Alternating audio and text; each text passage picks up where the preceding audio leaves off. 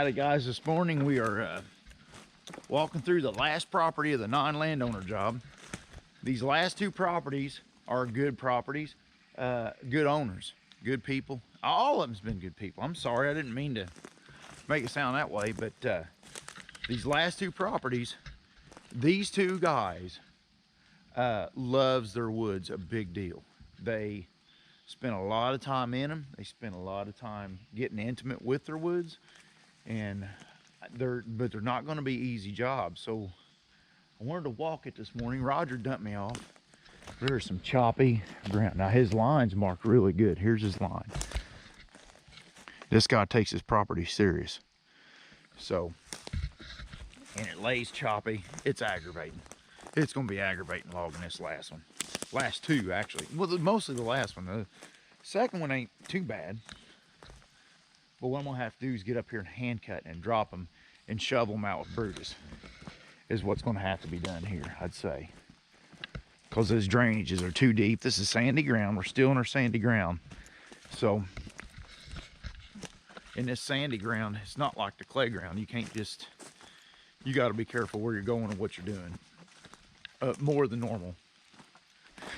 And through this drainage, we're gonna skid up at the top of that hill there on this side of the beans, and then on the back here we're gonna make a road, dive through the valley, come up and run up this property line, and we're gonna end a skid road at that hickory tree. All them trees up there I'm gonna drop across. I'm gonna shovel out with Brutus. So them's all got to be hand cut up there in that corner. And up on his lake, it's a real beautiful lake. He's got a real nice lake, real nice property. And I got some trees that's lean over his lake. I can't have a mistake like I did up there at Fibers, where I dumped the daggone thing in the lake. I gotta winch it out. We'll probably have to pull it with a choker. But I'm gonna jump off here and get to ribbon my road, and I'll show y'all how I ribbon my road here in a minute. But you pick a line.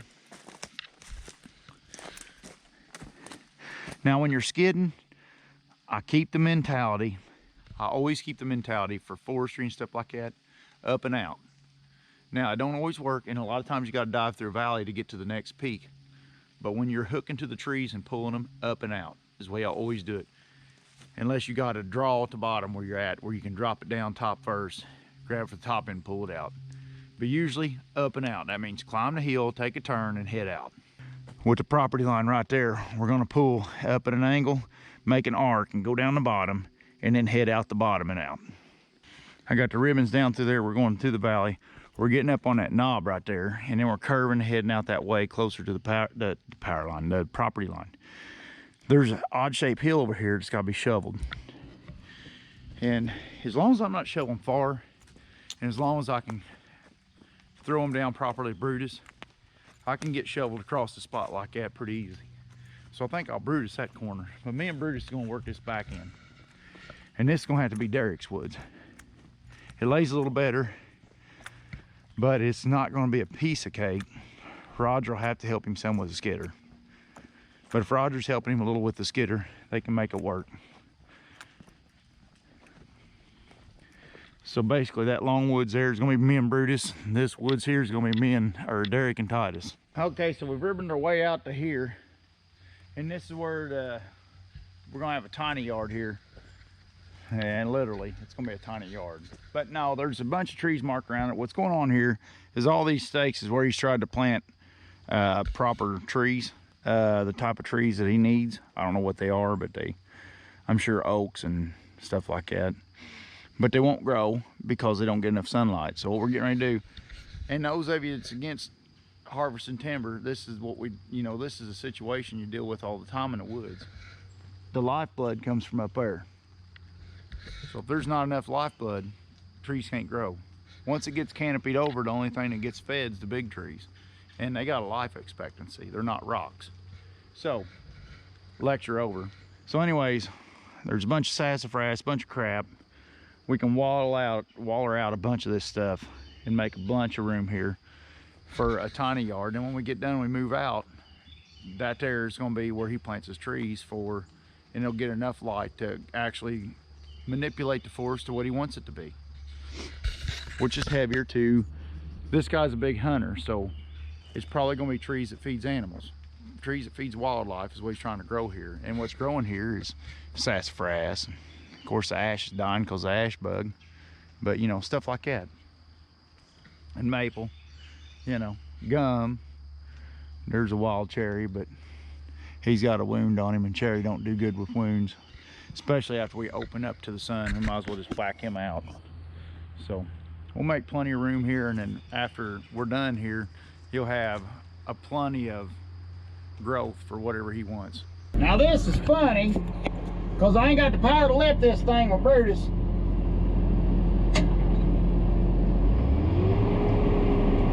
You help me, Roger, get him up off the ground. Once I get him up a little ways, you can let me have him then, but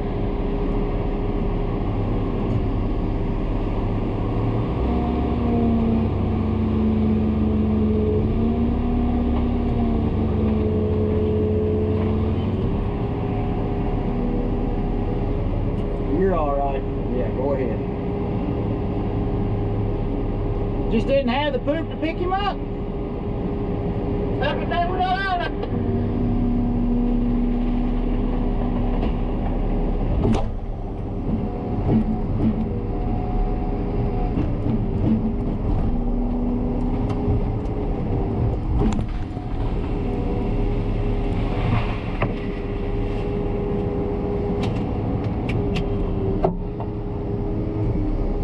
Well, whatever, Roger. What the frig ever. I didn't have the power to pick him up, and he was leaning back so far I wasn't cutting any more off a stump. So here's the thing. This bottom is wet down here, but I got to get down this bottom to do some shoveling from these trees from the far bank up against the line. So what I'm going to do is I'm going to make a mess right there for Brutus to pick up, and we're going to sling some trees up Brutus. And I'll let you all sit on the receiving end. And the tree comes at you, duck, okay? I don't want nobody hurt in the filming of this timber cutting scenario. Over.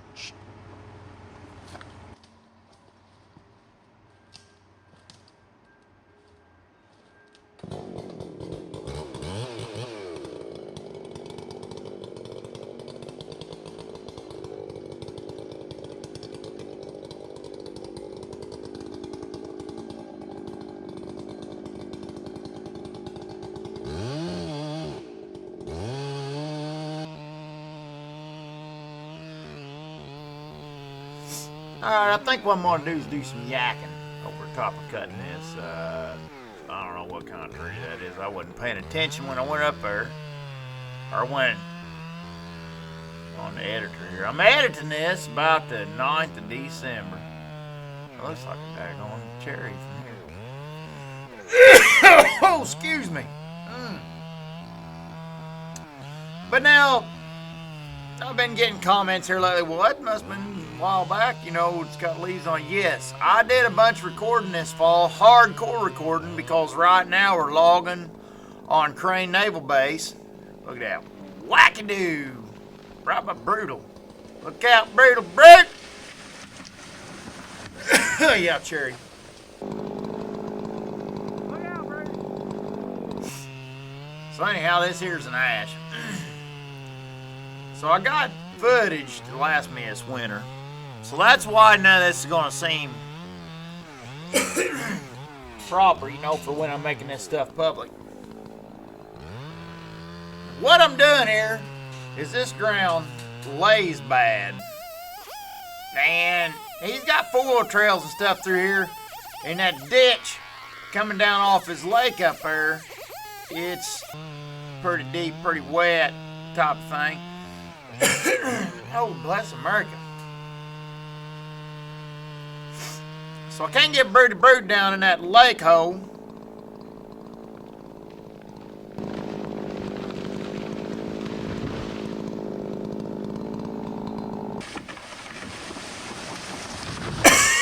Oh!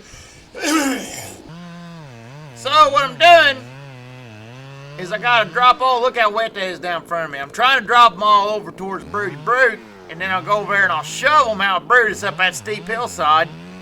And then Roger will be up there with the skidder, and I'll just feed him the trees, and he can skid them on out. Or his old boy said that one time he could skin them on out. We worked off this guy one time. This neighbor, he was a beekeeper and a bee collector, and we had some bees on the. We wanted him to get to have them. So he'd come over there and get them. This old boy he'd call a skidder a skinner. He said, "You gonna skin them trees up there?" Well, I hope we're not skinning them trees. No, skin them. You gonna skin them trees in or what? That was a hard maple. Saw's a little bucky. I battled this chainsaw bar for 3 jobs. Should have chucked it. The bar rails are good. It's just the tip. The tip's got where the bar rails go to the tip. It's got a lot of slop in it. It ain't doing worth it. There's a poplar. And I put a Humboldt in this one.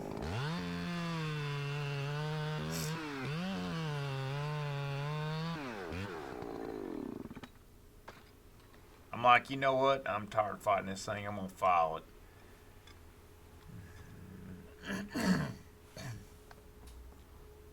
Now what I'm gonna actually do is sharpen the teeth. And with the way it's acting, I'm gonna take a little bit off my right hand drags. And see if I can't get that thing to control itself and quit binding. It's trying to bind up just a little bit. There, see how I'm just doing the right hand drags? Now I'll get the right hand teeth of that saw biting a little harder. Trying to steer it just a little bit. Works pretty good, but you gotta watch. You keep fighting one too long, you'll end up with a saw that's biting so bad it won't hardly even cut. You just knock it down or bog out, you know.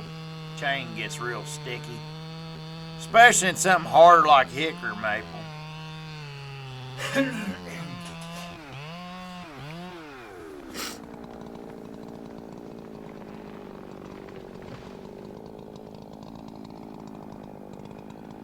Here's a hard maple. I bet this thing puts up a fight. Yep, stuck there.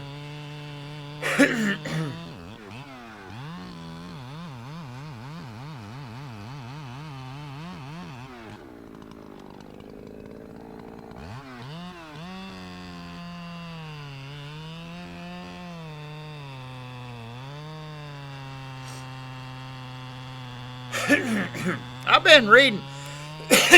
I'm sorry, I can't. My voice or my daggone swallowed down the wrong tube. I've been reading this book. Oh, it's an audio book. It's called Patton, Rommel, and Montgomery. And anybody looking for a good audio book to listen to or read or whatever, I really like it. I really like that book. It's a good one.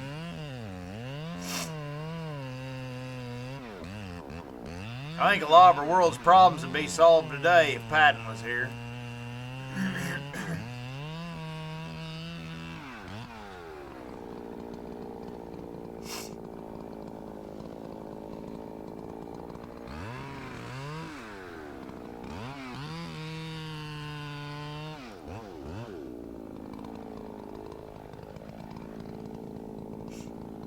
Oh yeah, I put a wedge in this one.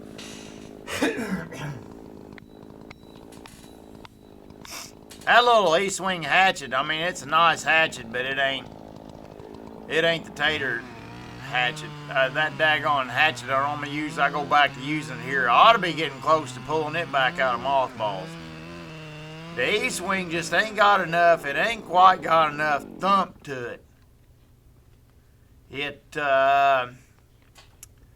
I'm just not impressed with it. I really like to drive them home sometime. Now, you see how you put that wedge there in a pocket? See how it's on the inside of a pocket? That's important when you're wedging a tree. Now, I got 2 wedges in here because this hatchet's so light. I got to put 2 wedges in. What putting 2, those of you don't know, when you put 2 wedges in a tree like that side by side, that's like putting her down a granny low. And some of these westerns, you'll see them pick up a great big heavy tree, and they'll have 4, 5, 6 wedges side by side. And that's real gear reduction there. That's just gear reduction.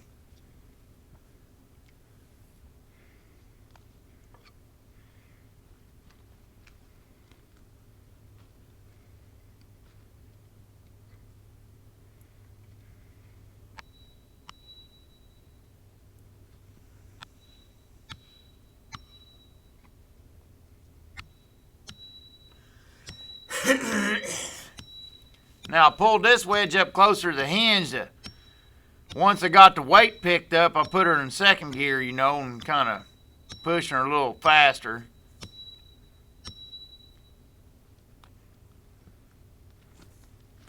But you got to gear down to get the tree picked up first.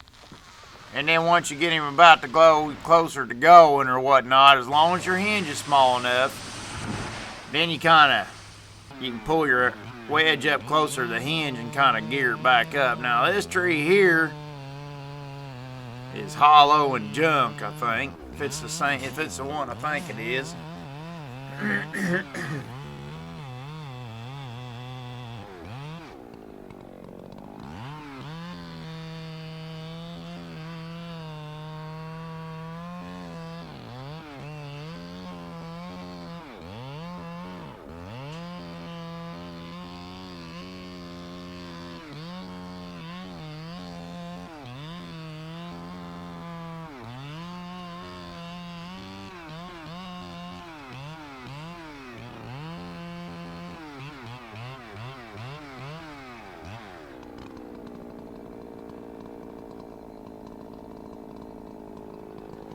Now you can reach up that bottom side, the pressure side. See how I put a little notch in the front of it? That's to help that tree get just a little bit of forward lean to get itself tickled forwards. It ain't locking much, it just needs a little something.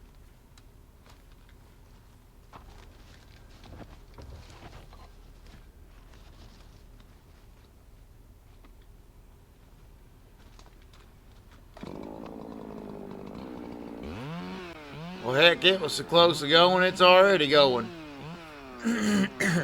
Cut that grapevine loose so it can fall forward.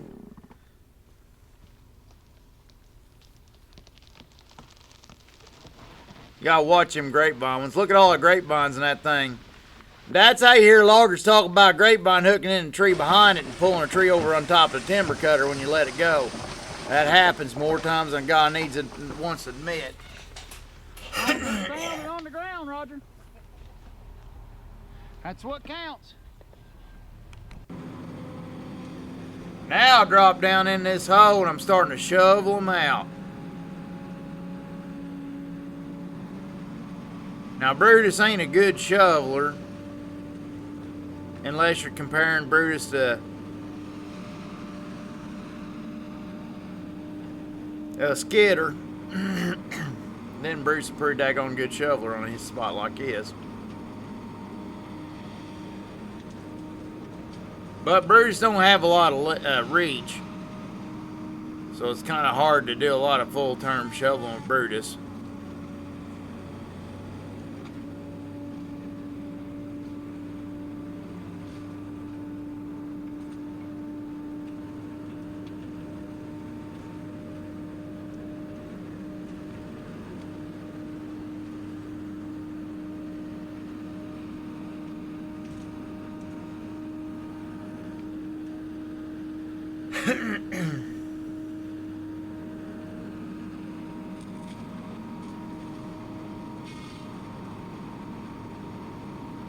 I think I only made like 3 runs down in here. This is the biggest run.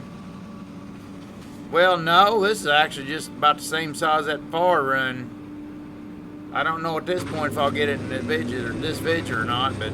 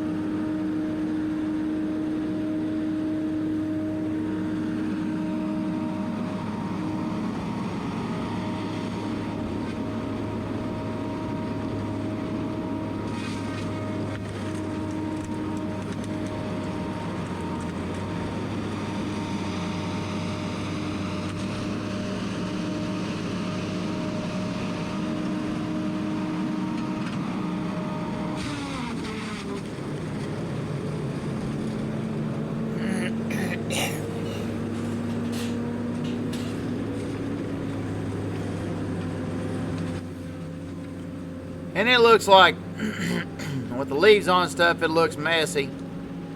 But we've condensed this a big chunk of area right to this one spot. And that, my friend, is what I love about Brutus and this type of cutting and all that stuff that we do. Man, you can really condense your mess into one spot. I was doing that just today up a crane. There's a lot of little red oak growing back up there, and I could reach my head around quite a few of them red oaks. Reach in there, zap me a tree, try to get it picked up and fail in the right direction, but it don't always work, and you don't always have a plan B from another direction from the other machine.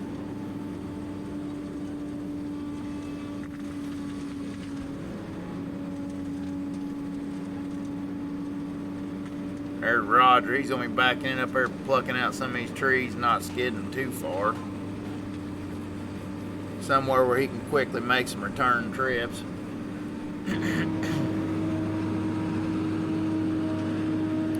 There's a little ash tree there. I think that's a hard maple got stirred up.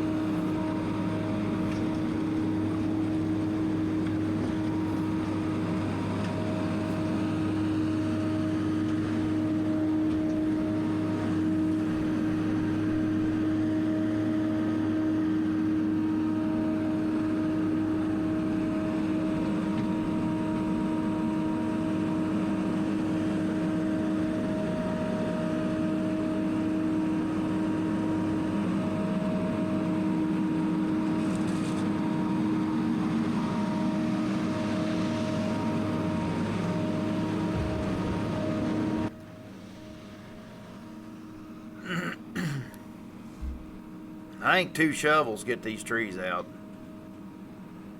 After 2 shovels, he could pretty much reach them. He's been grabbing trees that I've been throwing up there, I think, at this point.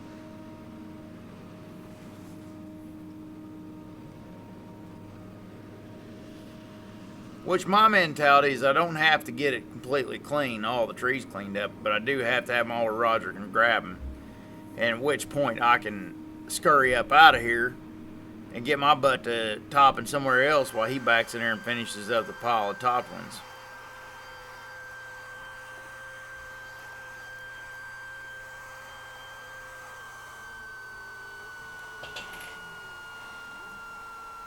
Speak of the devil. He is a daggone devil. He ain't no good, just so y'all know. Roger, he ain't no good. He's a pain in the butt. He's hard on me. Roger's awful hard on a guy, really.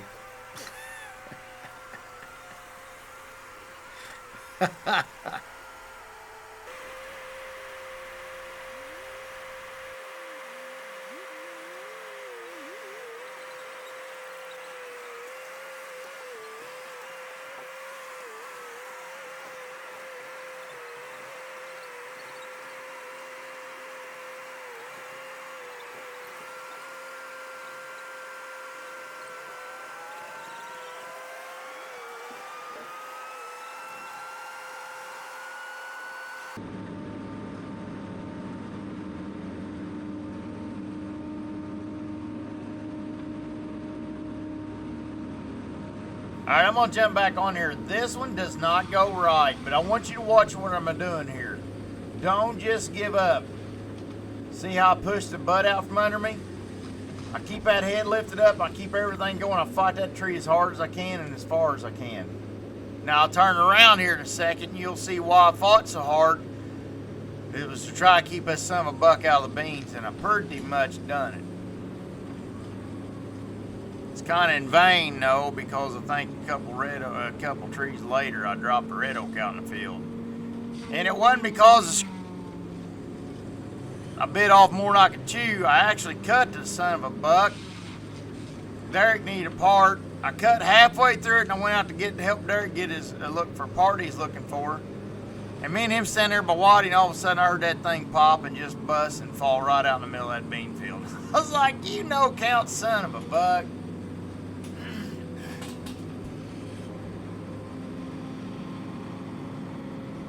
Now I'm getting ready to head down that hole down there and clean it up because I had that, let's see, a hard maple and a poplar.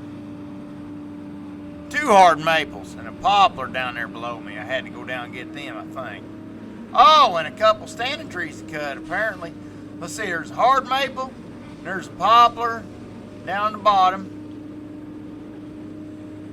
I think that's a gum I gotta cut yet, or a poplar one, I can't tell by the swing. Looks like it could be a gum.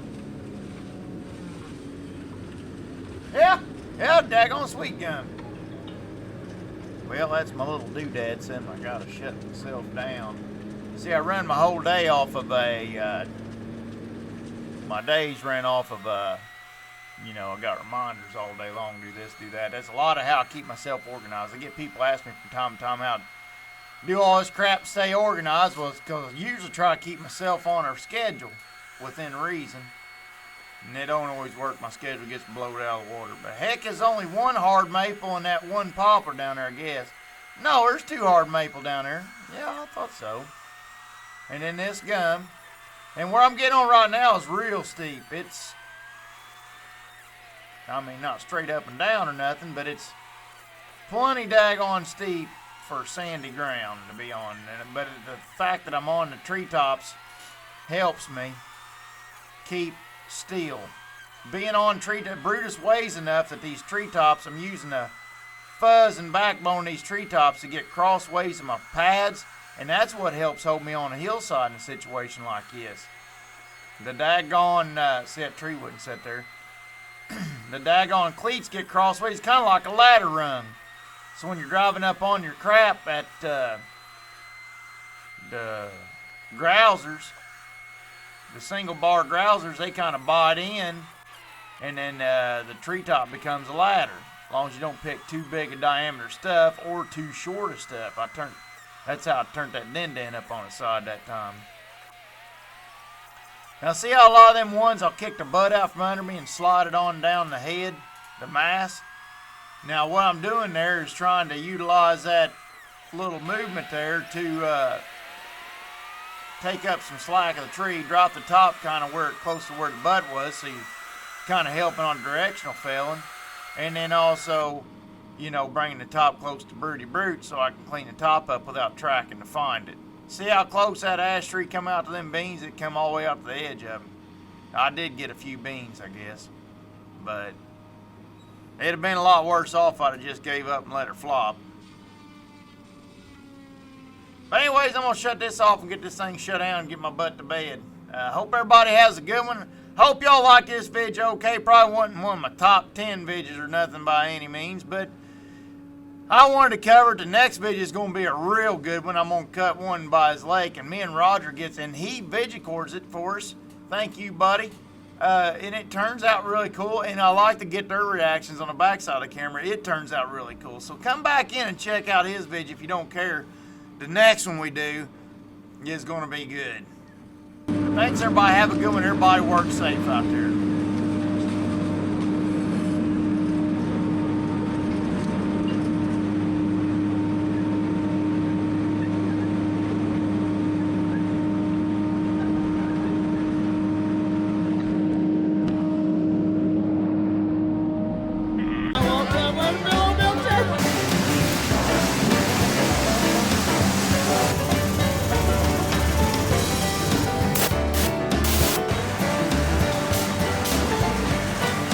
Swing wide when you get around your tires.